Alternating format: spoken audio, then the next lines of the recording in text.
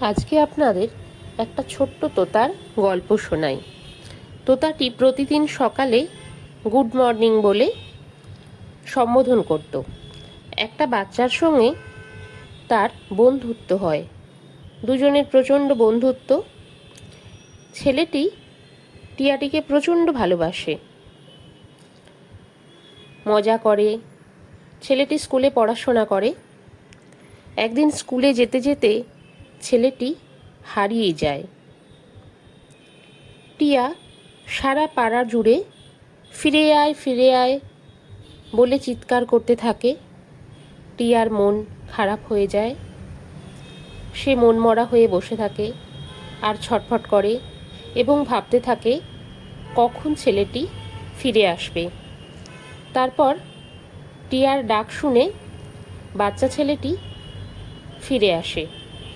তারপর দুজনে আনন্দ সহকারে বাড়ি ফিরে যায়। এই ছোট্ট টিয়ার জন্যে একটা লাইক আর সাবস্ক্রাইব হয়ে যাক। টাটা বন্ধুরা, গল্পটা কেমন লাগলো অবশ্যই জানাবেন।